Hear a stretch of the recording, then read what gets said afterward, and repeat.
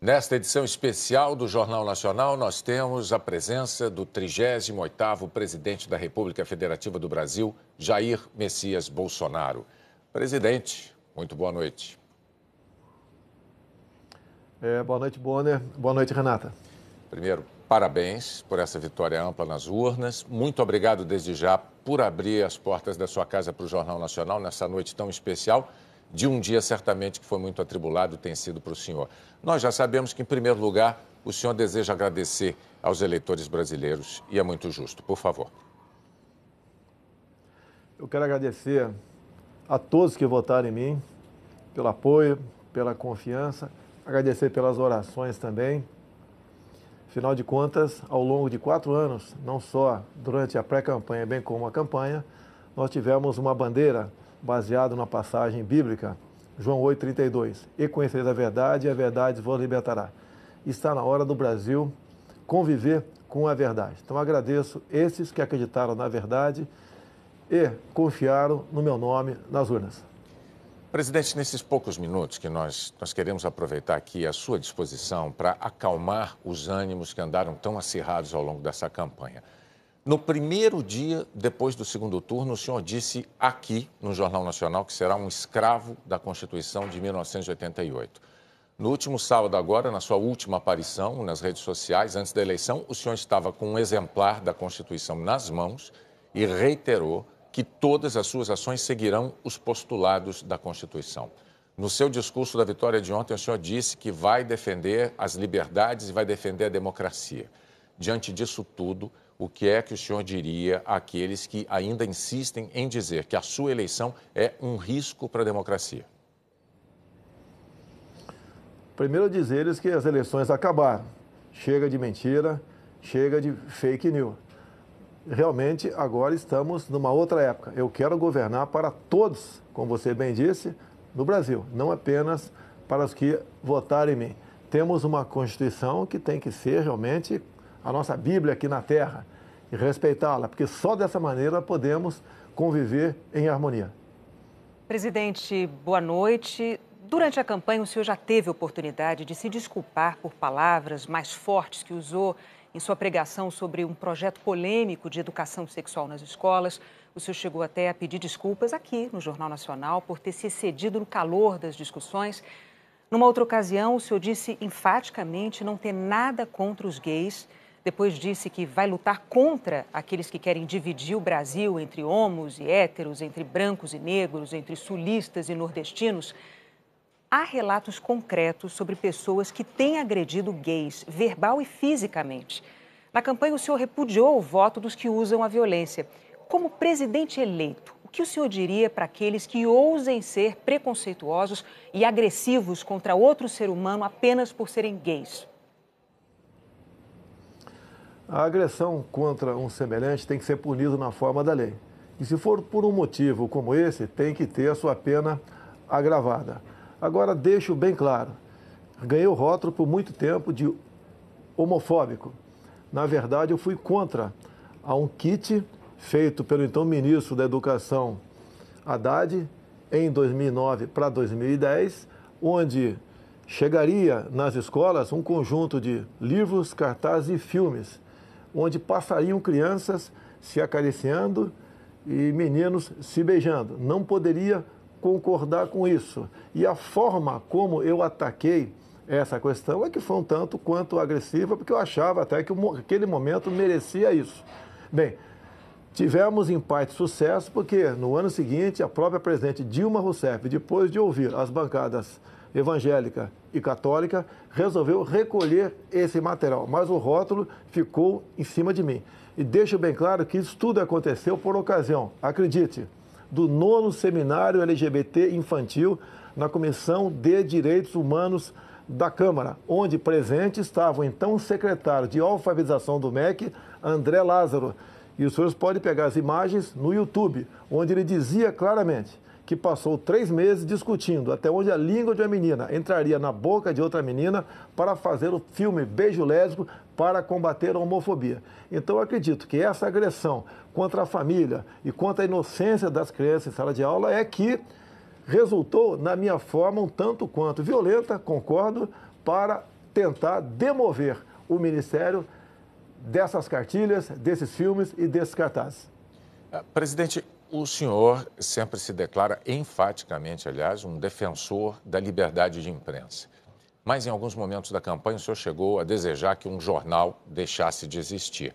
É indiscutível que a imprensa não é imune a erros e nem a críticas. E isso vale para qualquer órgão da imprensa profissional. Mas também é fato que a imprensa livre é um pilar da democracia. Como presidente eleito, o senhor vai continuar defendendo a liberdade da imprensa e a liberdade do cidadão de escolher o que ele quiser ler, o que ele quiser ver e ouvir? Totalmente favorável à liberdade de imprensa. Temos a questão da propaganda oficial do governo, que é uma outra coisa. Mas aproveito o momento para que nós realmente venhamos fazer justiça aqui no Brasil. Tem uma senhora de nome Valderice, minha funcionária, que trabalhava na Vila História de Mambucaba e tinha uma lojinha de açaí. O jornal Folha de São Paulo foi lá, nesse dia 10 de janeiro, e fez uma matéria e a rotulou de forma injusta como fantasma. É uma senhora, mulher, negra e pobre. Só que nesse dia 10 de janeiro, segundo o boletim administrativo da Câmara, de 19 de dezembro, ela estava de férias. Então, ações como essa, por parte de uma imprensa, que mesmo te mostrando a injustiça que cometeu com uma senhora ao não voltar atrás, logicamente que eu não posso considerar essa imprensa digna. Não quero que ela acabe, mas, no que depender de mim, na propaganda oficial do governo, imprensa que se comportar dessa maneira, mentindo descaradamente, não terá apoio do governo federal. Então o senhor não quer que este jornal acabe. O senhor está deixando isso claro agora. Por si só, esse jornal se acabou, não tem prestígio mais nenhum. Quase todas as fake news que se voltaram contra mim partiram da Folha de São Paulo. Inclusive, a última matéria, onde eu teria contratado, empresas fora do Brasil via empresários aqui para espalhar mentiras sobre o PT. Uma grande mentira, mais um fake news do jornal Folha de São Paulo, lamentavelmente. Presidente, me permita, como editor-chefe do Jornal Nacional, eu tenho um testemunho a fazer. Às vezes, eu mesmo achei que críticas que o jornal Folha de São Paulo tenha feito ao Jornal Nacional me pareceram injustas. Isso aconteceu algumas vezes, mas, para ser justo do lado de cá, eu preciso dizer que o jornal sempre nos abriu a possibilidade de apresentar a nossa discordância, de apresentar os nossos argumentos, aquilo que nós entendíamos ser a verdade. A Folha é um jornal sério, é um jornal que cumpre um papel importantíssimo na democracia brasileira, é um papel que a imprensa profissional brasileira desempenha e a Folha faz parte desse grupo da imprensa profissional brasileira. Mas a gente pode seguir adiante com a próxima pergunta da Renata. Sim, presidente, no discurso em que o senhor fez essa mesma afirmação sobre a imprensa, o senhor disse que os marginais vermelhos serão banidos da nossa pátria. O que o senhor quis dizer com isso? Foi um discurso inflamado, com a Avenida Paulista cheia, e, logicamente, eu estava me referindo à cúpula do PT e cúpula também do PSOL. O próprio Boulos, havia momentos antes, dito que invadiria a minha casa aqui na Barra da Tijuca por ela não ser produtiva. Vimos o candidato do PT derrotado, em vídeo também dizendo que a crise no Brasil só acabaria quando Lula fosse eleito presidente. Então foi um momento de desabafo, é um discurso acalorado, mas não ofendia a honra de ninguém. O que eu quero dizer com aquilo? No Brasil, de Jair Bolsonaro, quem desrespeitar a lei sentirá o peso da mesma contra a sua pessoa. Presidente, essa campanha foi muito polarizada, todo mundo sabe, todo mundo notou, às vezes até dentro de famílias houve brigas, o senhor certamente tem conhecimento disso. Ontem, no seu discurso, o senhor muito corretamente disse que será o presidente de todos os brasileiros. Para conseguir o seu objetivo de conciliação nacional, respeitadas as diferenças de ideias, o que é que o senhor poderia dizer agora, nesse momento aqui no JN, para os que não votaram no senhor? Dizer a todos vocês que não votaram em mim que nós estamos no mesmo barco.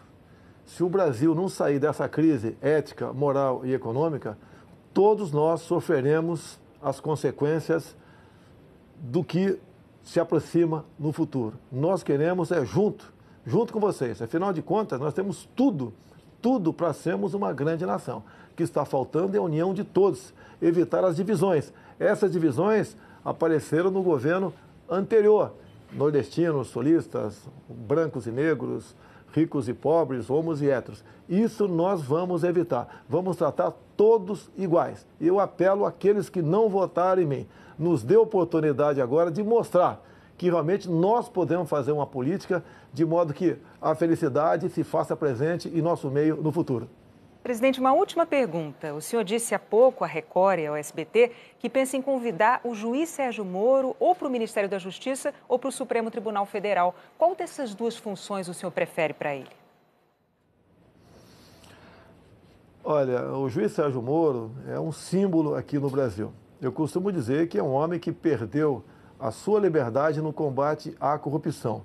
Ele não pode mais ir na padaria sozinho ou ir passear com a tua família no shopping sem ter um enorme aparato de segurança ao teu lado. É um homem que tem que ter o seu trabalho reconhecido. Para mim, pretendo conversar com ele brevemente, já foi feita essa sinalização positiva, pretendo convidá-lo para o Ministério da Justiça ou, seria no futuro, abrindo uma vaga no Supremo Tribunal Federal, na qual melhor ele achasse que ele poderia trabalhar para o Brasil. É um homem que tem um passado exemplar no combate à corrupção. Em qualquer uma dessas duas casas, ele levaria avante essa sua proposta. E a corrupção tem que ser banida aqui do Brasil. Ninguém suporta mais conviver com essa prática tão nefasta. Presidente Jair Messias Bolsonaro, mais uma vez, nossos parabéns pelo seu desempenho nas urnas, pelos votos que o levaram ao Palácio do Planalto.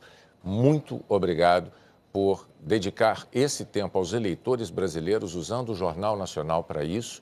E nós agradecemos, não apenas em nome do JN, mas em nome de todos os eleitores. E em nome de todos os eleitores, pode acreditar, desejamos ao senhor um excelente governo. O Brasil precisa disso. Parabéns mais uma vez e boa noite. Bom, Renata, boa noite e muito obrigado pela oportunidade. Boa noite.